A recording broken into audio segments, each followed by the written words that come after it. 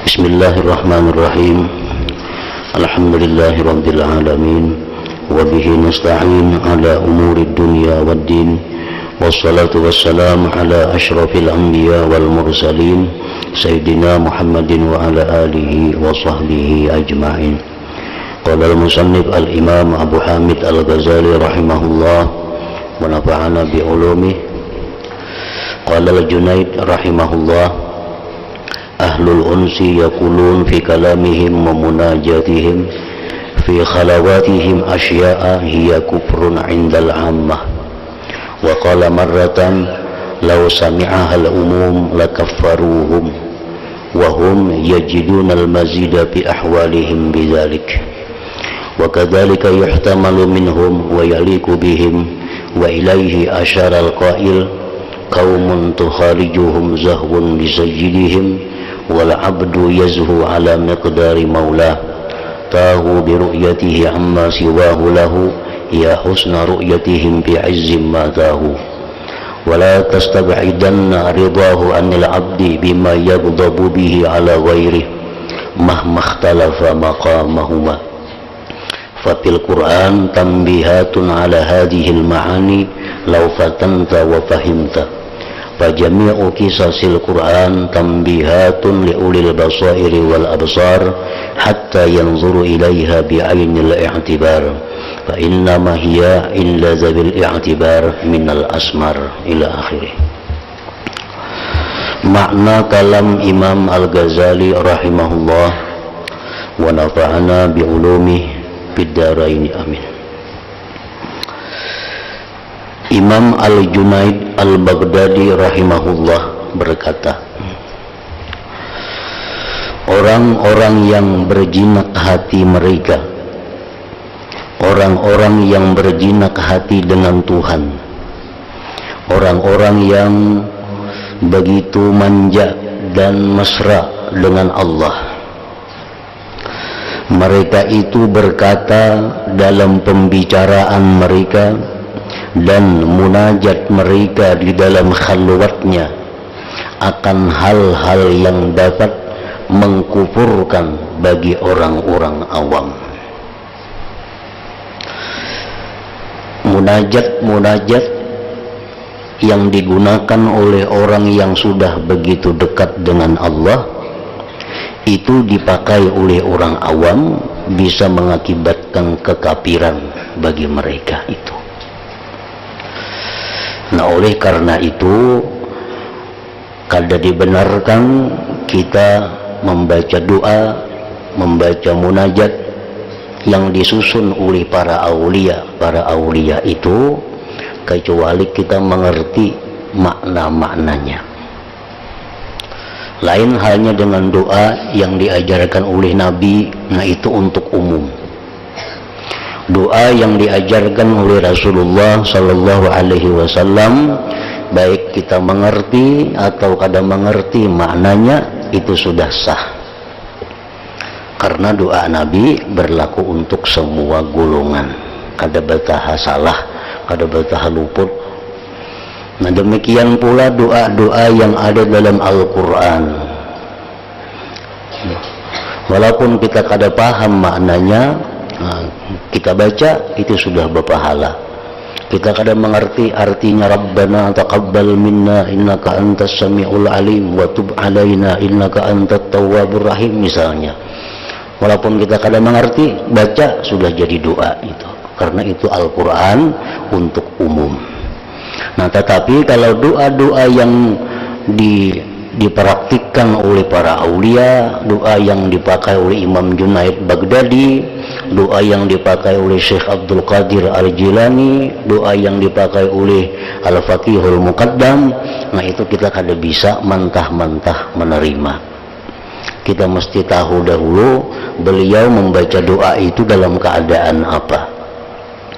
Nah, barangkali kalimat-kalimat itu kada pantas untuk kita, karena beliau itu mengucapkan doa itu dalam keadaan hati yang sangat dekat, yang sangat mesra dengan Allah. Nah, kita kalau memakai kalimat itu bisa membahayakan kita, bisa membuat kita kafir jadinya.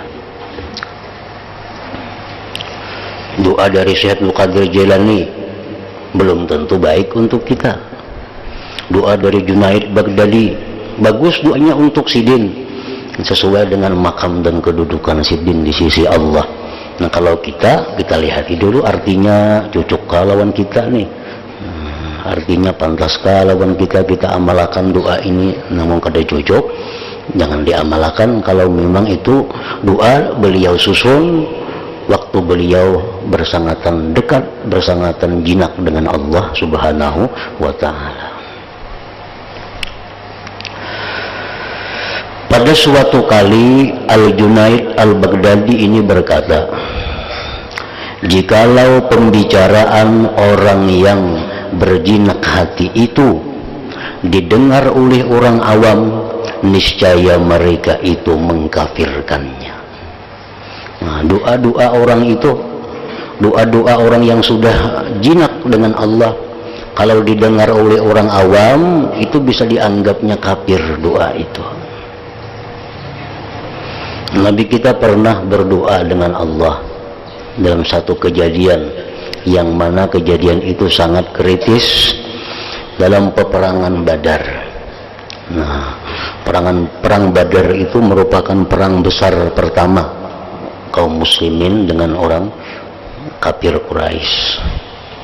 Orang Islam berjumlah 313 orang dengan peralatan yang sangat sedikit, sedangkan orang kafir lebih 1000 peralatan yang lengkap. Nah, berhadapan dua pasukan ini. Nah, di situ Nabi kita lawan Tuhan dalam keadaan yang sangat jinak, sehingga beliau menyampaikan doa kepada Allah. Ya Allah, dalam bahasa kitanya, jika kami hari ini kalah dalam perang Badar ini, Engkau tidak akan disembah orang lagi selama-lamanya. Itu doa yang sebenarnya untuk kita, untuk siapapun kada boleh digunakan doa itu. Itu model mengancam Allah Ta'ala. Ya Allah, nah ini kami hari ini bertemu dengan orang-orang Quraisy dengan pasukan yang lengkap. Bila hari ini kami kalah, Engkau akan jadi sembah lagi selama-lamanya. Nah, kayak Tuhan takutan itu kan jadi sembah kemudiannya. Nah, cuma Nabi kita melantunkan doa itu dalam keadaan sangat jinak, sangat dekat dengan Allah Subhanahu wa ta'ala.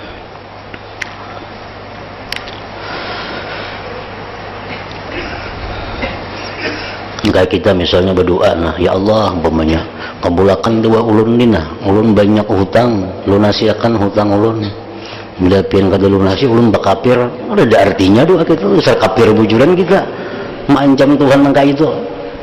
Karena kita kedudukan kita, makam kita kada seperti makam-makam orang yang para aulia itu. Ya Allah, nah hamba susah, bila kada sugi hamba bakapir.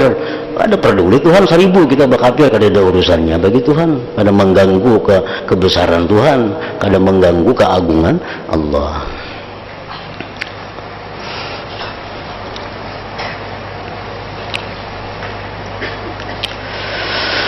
Sedangkan mereka orang-orang yang jinak hati dengan Allah tadi, mereka memperoleh tambahan pada ahwal mereka dengan yang demikian.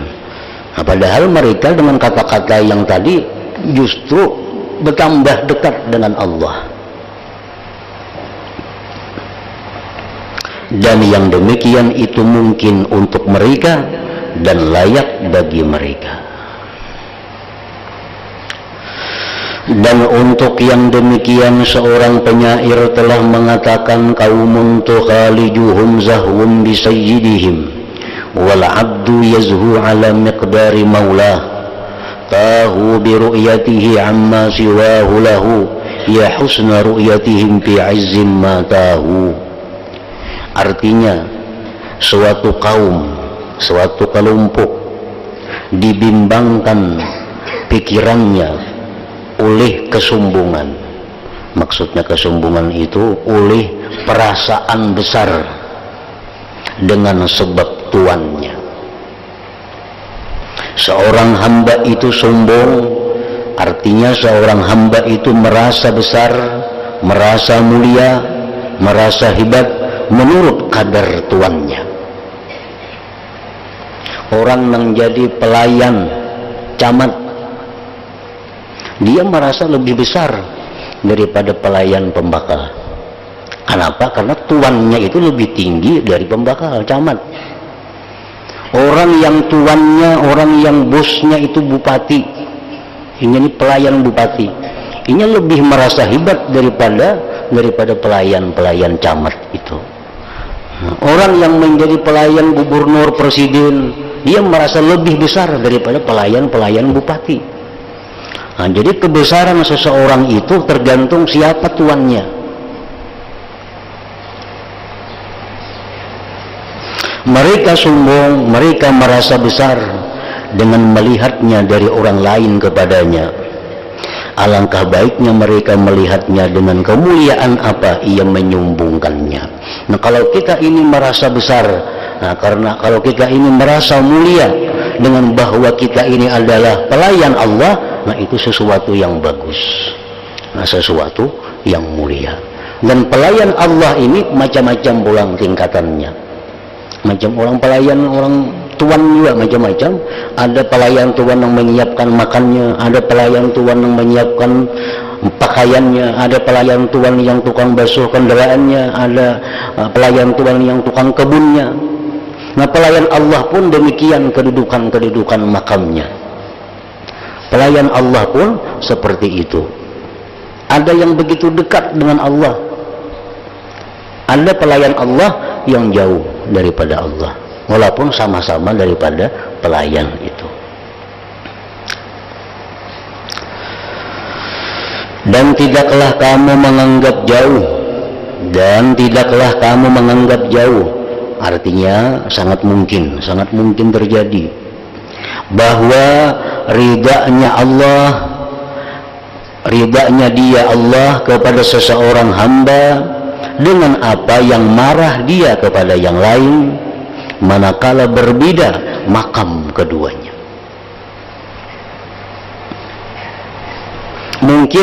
Sangat mungkin Allah itu ridha kepada seseorang ini melakukan itu, tetapi Allah benci kalau ada orang lain yang melakukan itu, karena berbeda makam orang itu, berbeda pangkat orang itu. Kalau pelayan ini misalnya, ini sama pada pelayan. Kalau pelayan ini masuk kamar kita kada bepadahan, kada apa-apa. Karena sudah begitu dekat lawan kita. Tapi kalau ada pelayan lain yang masuk kamar kada bepada lawan kita, kita bisa marah. Karena ini makamnya lain orangnya. Kalau ini masuk kamar kita biasa, karena kita sudah dekat lawan inya. Padahal ini anak buah kita juga, pembantu kita juga. Masuk kamar, kalau luar kamarnya kada bepadahan, kita riba, kita senang. Tapi kalau si pulan pelayan yang saya kung itu masuk kamar, kita sarik, kita marah. Karena apa? Karena kedudukan pulan itu berbeda dengan kedudukan yang satu tadi. Nah, demikian pula Allah Subhanahu wa ta'ala, hamba melakukan perbuatan ini Allah kalau mempermasalahkan. Tapi kalau ada hamba yang lain melakukan seperti itu, Allah marah besar.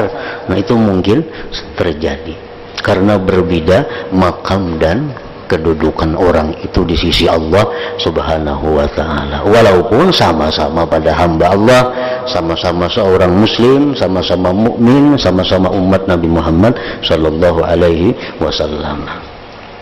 Jadi jangan hendak menuruti orang dalam hal kemaksiatan. Ku hendak ini aja maksiatna. Kenapa? Tuh si anu pangnya kayak itu aja. Jangan. Karena makam kita lawan orang itu kita kada tahu di sisi Allah. Nah, kalau orang itu berbuat itu mungkin Allah ada masalah, tapi kalau kita bisa jadi masalah. Nah,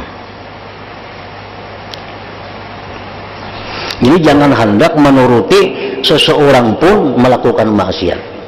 Jangan hendak menuruti siapapun kalau urusan maksiat kepada Allah.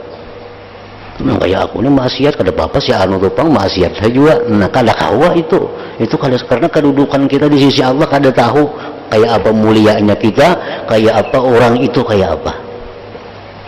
Nah, contohnya orang-orang yang pemurah. Nah, dalam sebuah hadis diriwayatkan, artinya ujar Nabi, jauhilah buntut orang yang pemurah. Ijtanibu dzambas sakhi.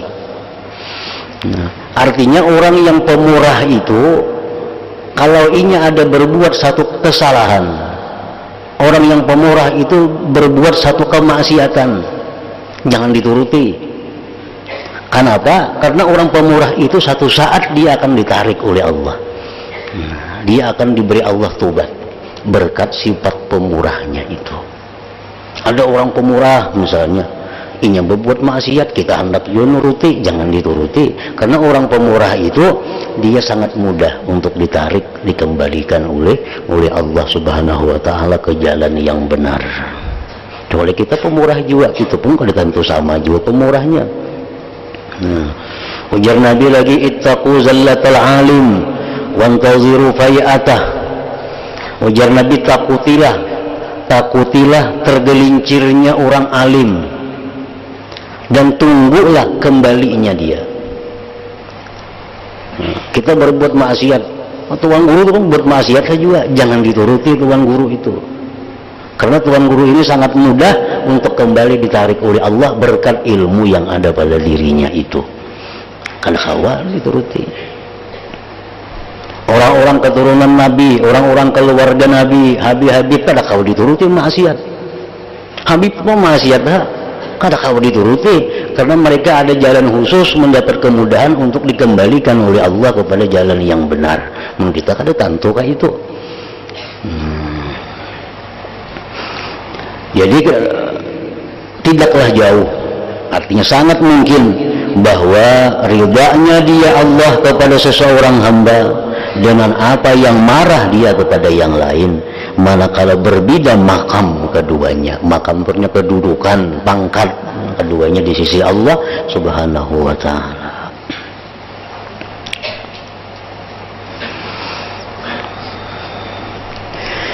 Maka semua kisah dalam Al-Quran itu sebagai peringatan-peringatan bagi orang-orang mempunyai mata hati dan mata kepala, sehingga mereka melihat pada Al-Quran dengan penuh i'tibar. Sesungguhnya orang-orang yang mengambil i'tibar itu hanya beberapa nama.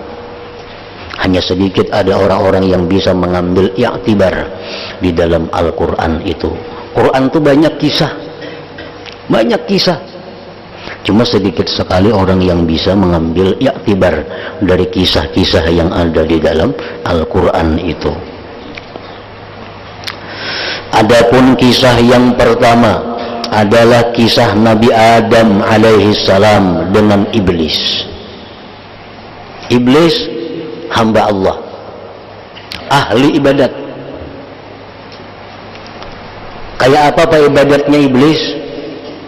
Kada ada sejengkal pun dari langit itu melainkan pernah iblis sujud padanya. Kayak apa luasnya langit itu, berapa lapis langit. Kada ada sakilan jiwa pun melainkan iblis pernah sujud kepada Allah di tempat itu. Iblis. Di Quran dikisahkan lagi Adam. Nabi Adam ini makhluk baru, makhluk yang baru daripada iblis. Artinya bertuhan Tuhan iblis pada Nabi Adam ini. Bukankah engkau telah melihat bagaimana keduanya bersekutu pada nama maksiat dan menyalahi? Adam menyalahi Allah, iblis menyalahi Allah. Salahnya Adam apa? Memakan buah khuldi yang dilarang oleh Allah. Salahnya iblis apa? Kada mau hormat kepada Nabi Adam, makhluk baru yang diciptakan Allah. Nah, sama-sama dua orang ini melanggar hukum Allah.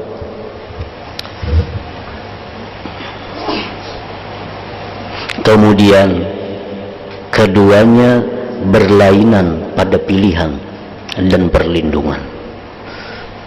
Tapi akhir ceritanya dua orang yang sama-sama melanggar hukum Allah ini kada sama akhirnya. Adam melawan iblis ini. Adapun iblis maka ia telah putus asa dari rahmatnya dan katakan bahwa iblis termasuk dari yang dijauhkan dari Tuhan. Adapun Nabi Adam alaihissalam, maka dikatakan padanya, wa asa Adamu rabbahu fawawa thumma jatabahu rabbuhu fataba alaihi wahada. Artinya, dan durhakalah Adam kepada Tuhannya karena melanggar memakan buah khuldi itu, dan sesatlah ia Adam itu. Kemudian Tuhannya memilihnya, maka dia terima tobatnya dan memberinya petunjuk. Nah, iblis maksiat, Adam maksiat, tapi di sisi Allah penilaiannya berbeda. Adam didekatkan oleh Allah, sedangkan iblis diusir oleh Allah. Kenapa berbeda itu? Maka sama-sama maksiat. Karena keduanya itu mempunyai makam tingkatan yang berbeda di sisi Allah Subhanahu wa ta'ala. Si fulan umpamanya, si fulan ini minum arak secangkir, si fulan ini minum arak secangkir sama. Tapi si fulan yang pertama ini minum arak secangkir, gara-gara arak itu bisa jadi waliullah. Kayak apa caranya? Sebabnya minum arak lalunya tobat. Nah, tobat lalunya menyesal dosanya, memperbaiki dirinya, mendekatkan lawan Tuhan, karena Tuhan sayang lawan inya. Nah, ada yang saya ini minum arak sama secangkir juga, tapi karena inya pada tobat kepada Allah, karena menganggap remeh itu, akhirnya diusir, dijauhkan dari Allah. Jadi kadakawa kita bertuturutan maksiat itu, kadakawa bisa kita yang dipilih Tuhan jadi orang baik, bisa kita yang dijauhkan darinya, kadakawa. Contohnya Nabi Adam, iblis, sama-sama pada maksiat lawan Tuhan, tapi akhirnya apa? Adam yang jadi orang mulia, iblis jadi orang yang terkutuk. Nah, sama yang kayak tadi dalam munajat lawan dialog kita lawan Allah itu, jangan menyamai orang-orang yang berbeda kedekatannya lawan Allah.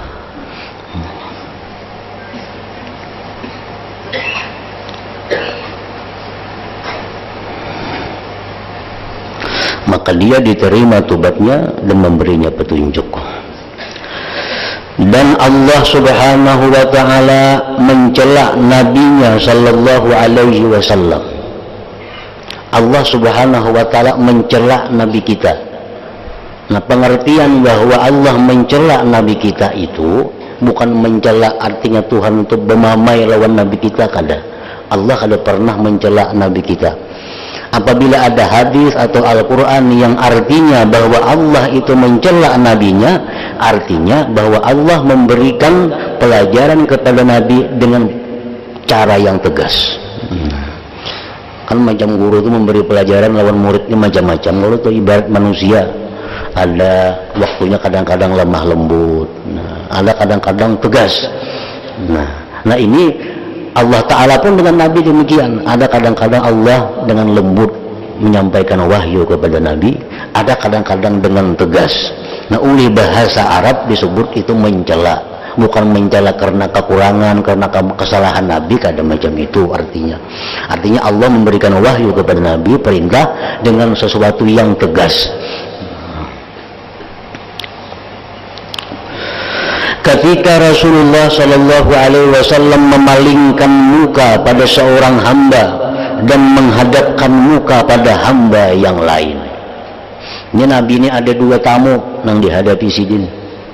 Ada dua tamu. Nah, Nabi kita waktu itu hanya menghadapkan wajah kepada satu tamu ini. Nah, tamu yang saya ini kada dihiraukan oleh Nabi. Kada dihiraukan oleh Nabi. Padahal keduanya itu Nabi sama-sama punya tujuan ibadah. Padahal tindakan Nabi itu, niat sidin itu adalah ibadah. Kenapa sidin memalingkan muka, menghadapkan muka ke sini aja, kada ke sana? Tujuan sidin itu baik, tujuan sidin itu ibadah. Tapi ditegur oleh Allah. Nah, ditegur oleh Allah. Akan tetapi pada waktu itu keduanya berbeda.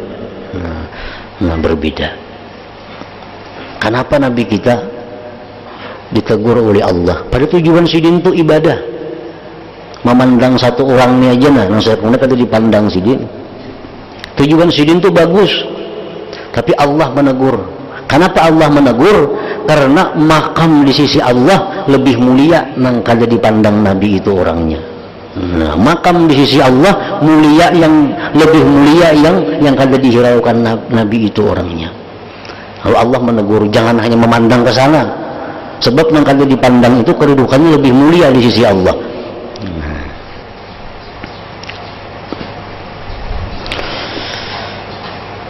Akan tetapi pada waktu itu keduanya berbeda.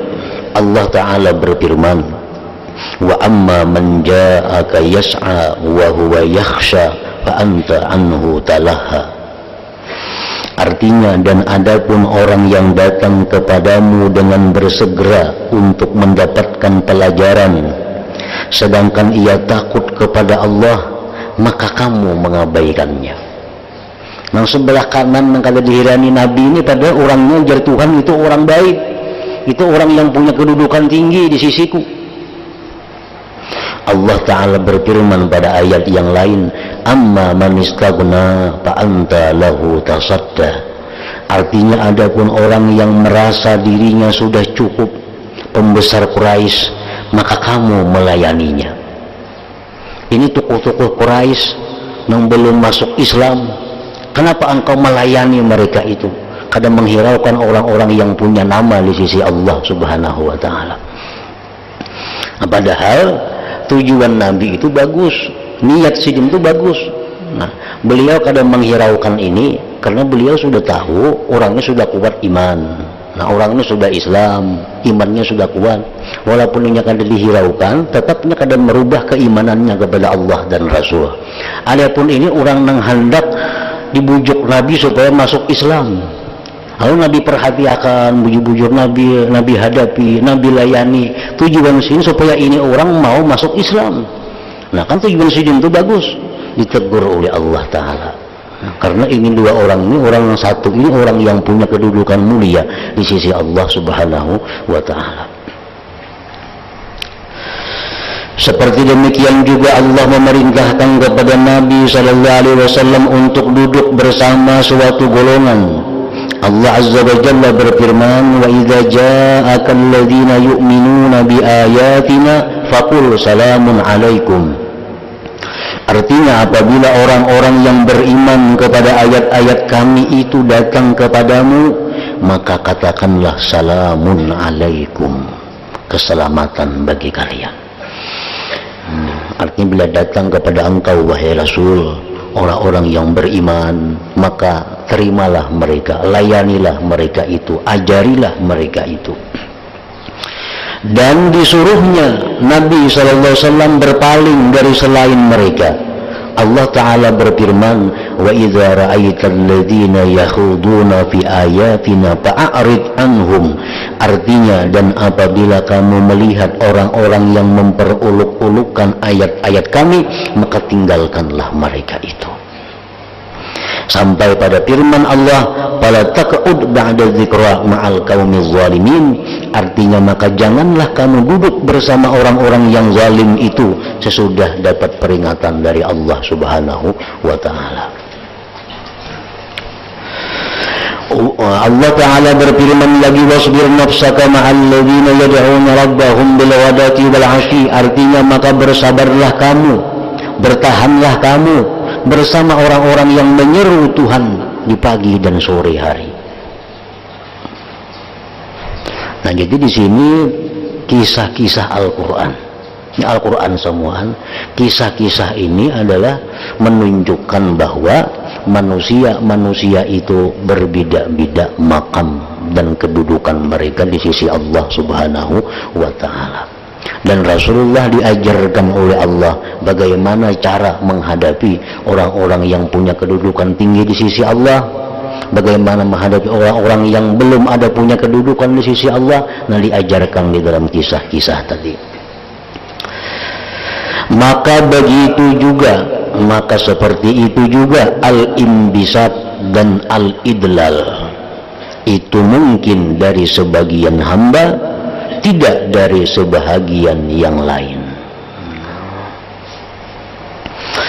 Di antara imbisatnya kejinakan hati itu adalah ucapan Nabi Musa alaihi salam, in hiya illa fitnatuka tudillu biha man tasha wa tahdi man tasha. Artinya itu hanyalah cobaan dan dari engkau sesatkan dengan cobaan itu siapa yang engkau kehendaki, dan engkau beri petunjuk kepada siapa yang engkau kehendaki. Nah, ucapan Nabi Musa ini beliau ucapkan kepada Allah di waktu beliau dalam keadaan sangat jinak dengan Allah. Nah, beliau Nabi Musa munajat kepada Allah di Tur Sina. Begitu bulik ke kampung sekian puluh hari munajat di sana, bulik ke kampung, tahu-tahu penduduk kampung Islam ini bermurtad, berpindah Tuhan. Yang dulunya menyembah Allah sekarang menyembah anak sapi karena ditinggalkan Nabi Musa munajat tadi. Lalu Nabi Musa dalam dialognya kepada Allah melihat orang kampung mereka dan menyembah Allah lagi, menyembah anak sapi. Kemudian Nabi Musa, ya Allah, engkau pun menyesatkan mereka, jadi sesat mereka itu. Madahkan Tuhan menyesatkan Nabi Musa. Padahal itu kata-kata yang sebenarnya kada patut diucapkan kepada Allah kalau dalam keadaan normal seseorang. Tapi begitu Nabi Musa dalam keadaan jinak hatinya kepada Allah, beliau mengatakan, pian pang menyesatkan sesat kayak mereka semuaan. Nah, itu bahasa kitanya. Dan ucapan Nabi Musa alaihi salam pada memberi alasan dan beruzur ketika dikatakan kepadanya, idhab ila Fir'aun, artinya pergilah kepada Fir'aun, maka ia berkata, walahum alayya dzambun. Ajar Tuhan, hai Musa, datangi Fir'aun. Itu perintah Allah. Ujar Musa, kada hendak datangi Fir'aun, sebab ulun ada salah lawan Fir'aun itu. Nah, wani menentang Allah Ta'ala Nabi Musa nih. Disuruh Tuhan kan datangi Fir'aun. Nabi Musa kada hendak, ulun ada kesalahan lawan inya. Dan ucapan beliau, inni akhafu ayyukadzibuni wa yadhiqu sadri wa la yantaliqu lisani, sesungguhnya aku takut bahwa mereka akan mendustakan aku dan sempitlah dadaku dan tidak lancar lidahku. Ya Tuhan, wahai Musa, datangi Fir'aun, ajak dia masuk Islam. Ya Musa, ulun kada wani ke situ. Kalau pengen didustakannya kayaknya ulun sakit hati. Nabi Musa menantang Allah. Disuruh Tuhan datangi Fir'aun. Ya Nabi Musa, ulun takutan kalau pengen didustakannya. Kayaknya ulun sakit hati karena kau berpandir lagi. Dan ucapan beliau, innana nakhafu ayyabruta alaina aw ayyatuka, artinya sesungguhnya kami khawatir bahwa ia segera menyiksa kami atau akan bertambah melampau batas. Padahal yang menyuruh ini Allah. Bila Allah menyuruh, pasti Allah akan menolong, Allah pasti akan membantu, menjaga. Kada akan mati, kada akan disiksa Fir'aun. Tapi Nabi Musa kada mau Nabi Musa, takutan karena disakitinya kami, karena disiksanya kami mau kasih itu. Nah, ini kisah-kisah Al-Quran, dan ini dari selain Nabi Musa alaihi salam, dan ini dari selain Nabi Musa alaihi salam, termasuk jahat adab lawan Allah. Nah, jangan lain pada Nabi Musa itu jahat adab lawan Tuhan itu. Cuma karena ini Nabi Musa, orang yang pilihan Allah, orang yang hatinya sangat mesra, sangat jinak dengan Allah, itu dianggap biasa oleh Tuhan kata-kata seperti itu.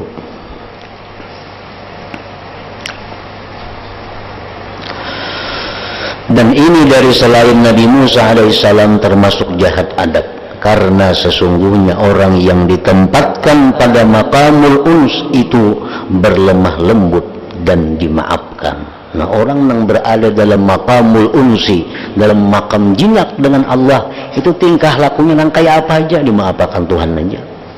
Nah, di saat dalam keadaan seperti itu. Dan tidak dimaafkan bagi Nabi Yunus alaihi salam apa yang kurang di bawah dari ini. Nabi Yunus, Nabi juga, berbuat sesuatu kada seberat Nabi Musa, tapi kada dimaafkan oleh Allah. Nabi Yunus berdakwah di suatu kampung, ada penduduk kampung yang kada maasi. Marah Nabi Yunus, kada menunggu perintah Allah lagi, lari. Padahal kada boleh, mesti menunggu perintah Allah. Lari Nabi Yunus dari kampung itu.